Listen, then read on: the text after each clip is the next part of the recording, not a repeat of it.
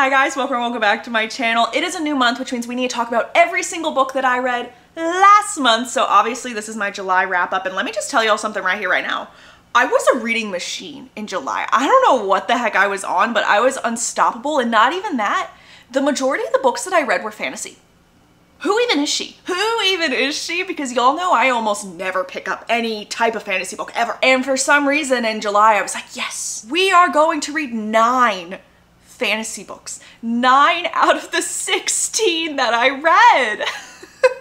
And I had a blast. I had a blast and a half, so we need to talk about everything. So let's go through all my stats. Before we get into that, if you enjoyed this video, please hit the like button, leave me a comment below, and if you're not already subscribed, please hit that little subscribe button. I know I say it every time, but it really does help a girl out. It really does. But let's get into our breakdown. In the month of July, I read 16 books. 9 were fantasy, 2 were young adult. We had 1 historical fiction, 4 romances, 2 of the 16 were rereads. We had 2 novellas. I read 4 of the 8 out of my TBR jar, which is 50%. And we had a total of 6,649 pages, which is pure insanity. Starting off the month, I did a reread of Powerless by Lauren Roberts. I actually have a vlog up from this when I first read it, I think like back in January, if y'all want to check it out, spoiler free of course, but I tapped it this time and look, that's glorious. I still love this book. This was an easy 5 out of 5. This is just such a fun series. Like if you are after a really quick, fast-paced YA fantasy, this is for you. This is for you. And also, during this reread, I decided to read Powerful by Lauren Roberts, which is the novella, in tandem. Did y'all know you can literally read these 2 books at the same time because the publisher and Lauren Roberts literally put together a little reader's guide? I'll link that down in the bio so y'all can follow along with it, because this was an experience. Reading these 2 books together literally ripped my heart out of its chest, but I loved it, but also I was so sad and destroyed. And I don't think I would have enjoyed this book, this little novella, if I read it by itself. But being able to read it at the same time as Powerless was literally everything for me. This one was a 5-star, this one's like a 4.5, which is pretty solid for a novella. Let me tell you what Powerless is about though, if y'all haven't read it. Powerless is essentially the Hunger Games set in a kingdom. Obviously people have powers, but our main girlie does not have any powers. Some would say that she is powerless. Well, let me tell y'all, it is actually illegal to not have powers in this kingdom. She's pretending to be a psychic, stays very unnoticed until one day she saves one of the king's guards. And when this happens, she ends up getting placed in this universe's like Hunger Games equivalent trials, which is really dangerous for her because she doesn't have any powers and she doesn't need the kingdom to know that she doesn't have any powers. And it's just so fun. It is so fun. It has a little dual POV banter, angsty filled, like, do I like you? Do I hate you? Are you my enemy? Are you my lover? What is going on? Situation of sorts with a boy with dimples. A boy with dimples who's also the prince. If you like the Hunger Games, read this. If you like the Selection series, read this. If you just want an easy peasy fantasy to get into, this is it. This is it for you.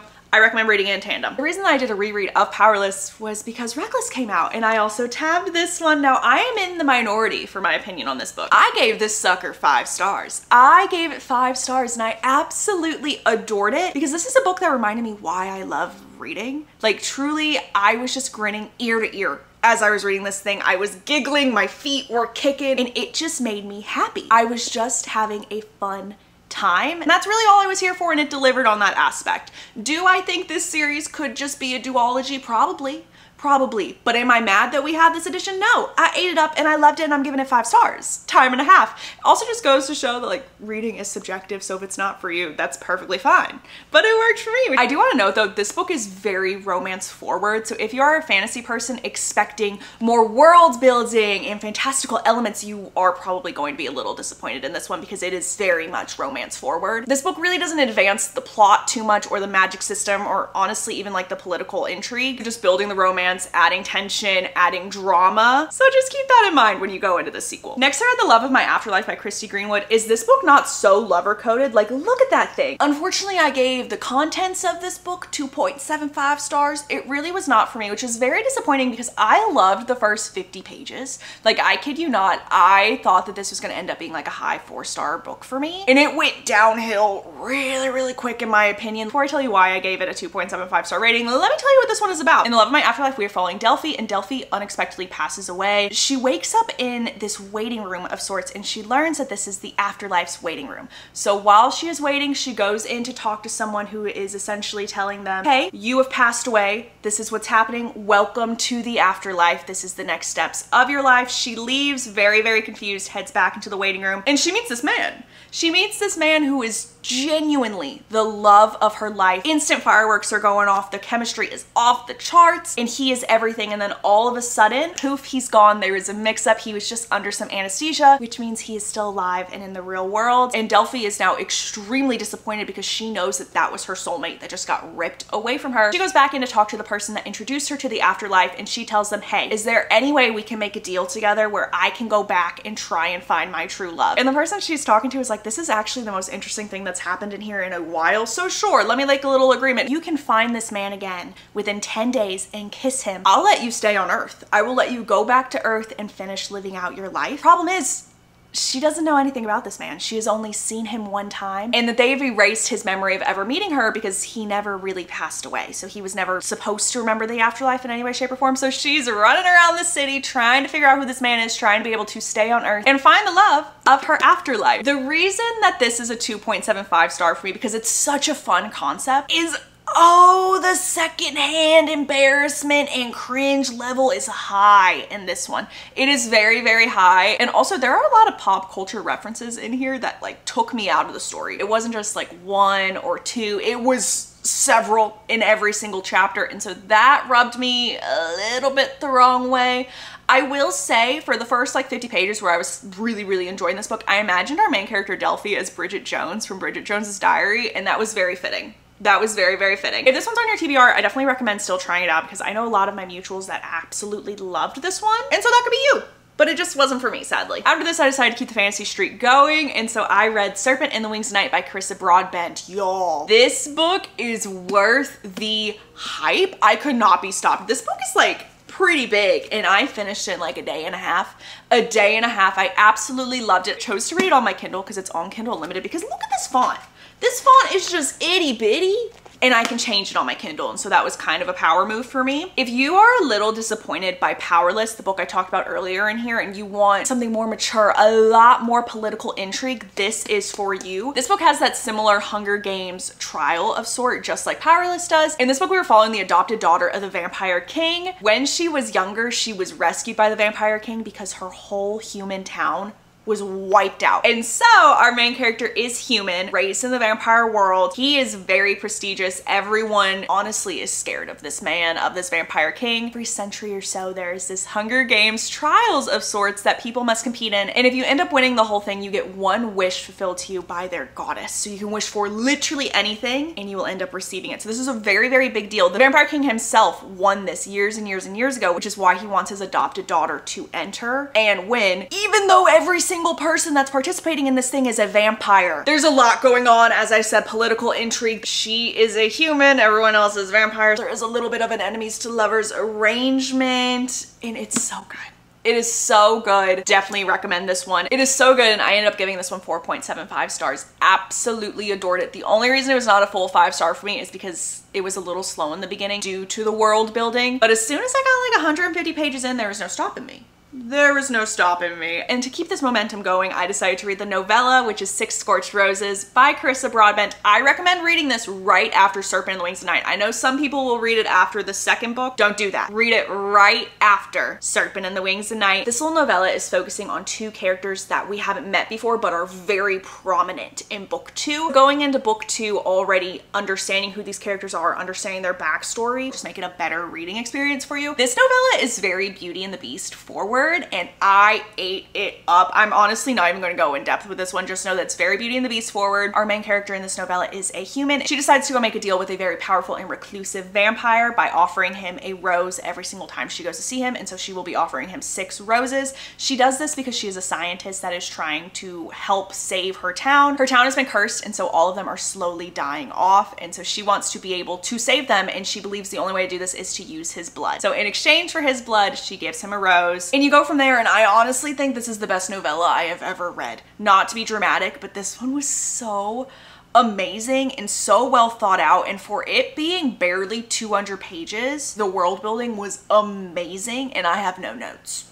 No notes. Obviously, after this book, I had to go into The Ashes and the Star-Cursed King by Christopher Robin. I gave this one 5 stars. This was an amazing end to this little duet slash duology. I literally can't tell you a single dang thing because it'll spoil the first book, but just know there's a format change. We get some new characters, which we see in the novella. There's amazing character development. This whole series is on Kindle Unlimited, so please go binge it. What's your excuse? You don't have one. It's amazing. Go read it right now. New all-time favorite series, and I will be recommending this to literally everyone moving forward. Very reputation coded, if I say so myself. Next, I read Cross the Line by Simone Saltani. This is the first book I've ever read by her, and I really enjoyed this one. I'm giving it 3.25 stars. In this book, we are following Willow. She's a recent college graduate. She can't find a job anywhere, and so she's talking to her brother. Her brother is telling her, hey, since you're free, I'm gonna go visit my best friend who is now a Formula One race car driver. Come with me. It's gonna be such a good time. Little does her brother know that Willow and his best friend, whose name is Dev, have kissed. They had a moment, they kissed, there is now tension, and they both know that they can't do anything about it. So when she goes to see Dev, she's pretending like nothing ever happened. So is Dev, but Dev realizes that she's unemployed. And since her degree was in like PR and marketing, he looks at her and says, I actually need someone to help with my social media account. Please, please, please be a part of my team. You'll just go everywhere with me and you will fix my image, please. Now, ladies and gents, this gives us a forced proximity romance, and it's just really cute. It is very, very cute. I read it in one day. The only reason I didn't rate it any higher is because there's something that the story is building up. Like every 5 seconds they are talking about this disaster that is going to happen, and when that finally happens, like it's just brushed over in 5 seconds flat. And so that was a little unfortunate because I kid you not, they kept talking about this thing and this build up, and I was like, oh, it's just gonna hit the fan, and nothing happens. So I feel like a lot of the things pertaining to the situation didn't even need to happen. I'm being vague, obviously, because of spoilers.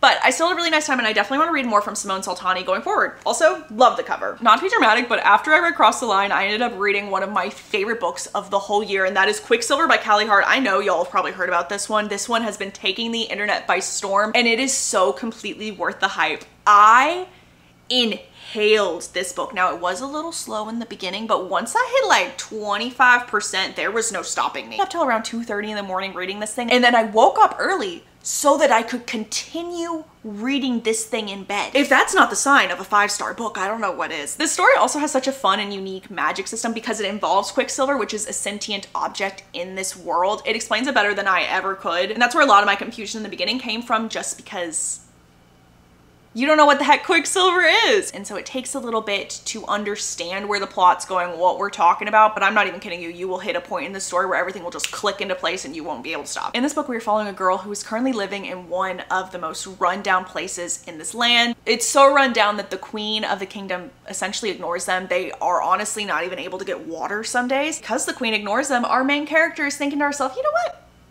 If you're gonna ignore us and just leave us out here high and dry, I'm gonna take something from you. You will never notice it. So she decides to steal from the queen's guard. Obviously, she gets caught because why wouldn't she? She is taken into the castle, and before she is handled, she accidentally opens a portal using Quicksilver that takes her into the Fae realm, and she meets this shadow-wielding Fae man named Kingfisher, or Fisher. I refer to him as Fisher because Kingfisher is not my favorite name in the world. I digress. She meets him and immediately they do not get along, but since she was able to open this portal using Quicksilver, this means that she can wield this sentient object, which will help them win a war that they've been fighting for centuries at this point. They're fighting a war against vampires. It's been at a standstill for forever, and being able to control Quicksilver can help them win. They come to a sort of agreement, and it just goes from there. This is a true enemies to lovers story, and if you like ACOTAR, specifically Akamath, this is the book for you. Not to be dramatic, but this is the book for you.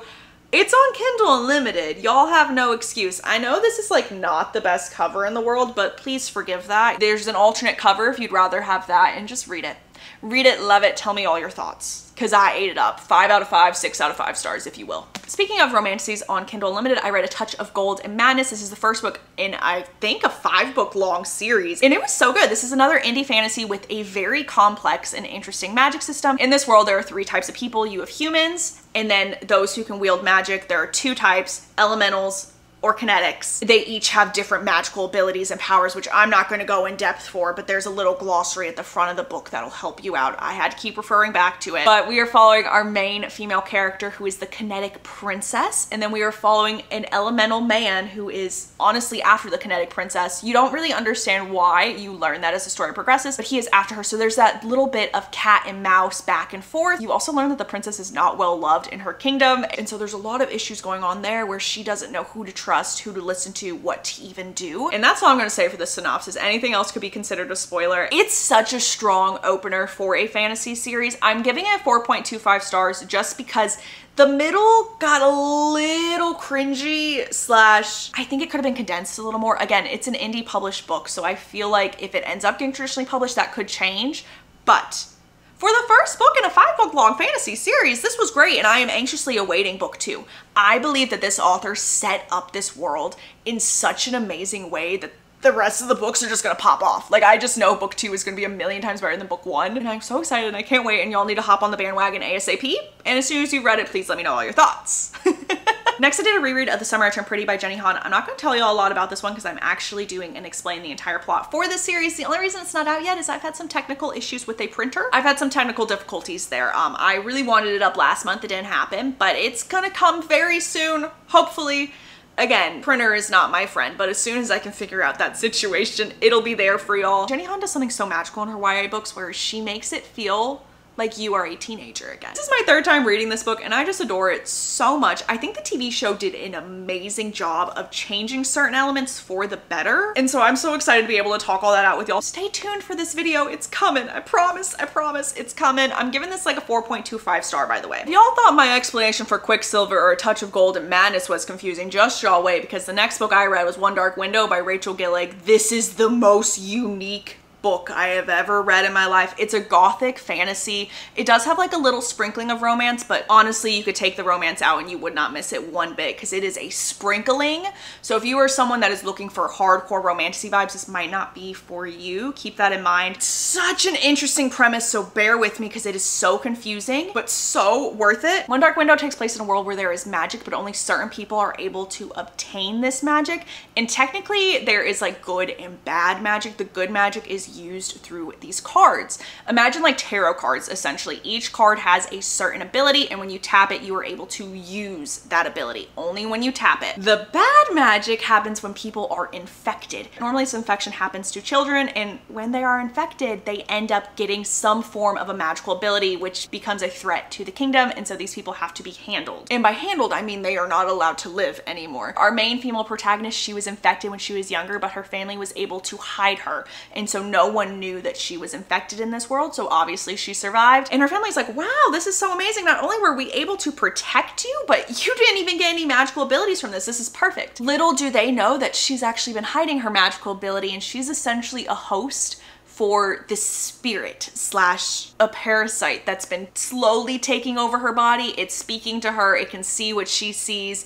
You can't tell if it's good or evil, but you know it's not supposed to be there. They refer to him as Nightmare. And the Nightmare is able to see where all of these magical cards are, even when they are not in plain sight. And so when people are looking for the cards, this could be very, very helpful. Keep that in mind. That's all I'm saying for the synopsis. 4.75 stars. An amazing first book in a duology, and I wish I read this in the fall. Y'all need to read this fall, please and thank you. The last 3 books I'm going to very quickly talk about because they are part of my Hot Book Girl Summer series where I read Destiny Sidwell's 5-star books. These books were Firefly Lane by Kristen Hanna, Bad Reputation by Becca and Krista Ritchie, and Better Than the Movies by Lynn Painter. Bad Reputation by Becca and Krista Ritchie is actually a duet, so there are 2 books in there. I'll tell you all my ratings for these books because I go in depth in my spoiler-free reading vlog, so make sure to check that out if you want to hear more about these. But Firefly Lane and Better Than the Movies, I gave 5 stars to both of them. They were amazing. And then the duet, Bad Reputation by Becca and Krista Ritchie, I gave 4.5 stars to. All in all, this was an amazing reading month for me, and I'm hoping in August we can keep this momentum going. How many books did y'all end up reading in July? Please let me know. I am so curious, but that's all I have for this video today. So thank y'all so much for watching, and I will see y'all next time. Love y'all.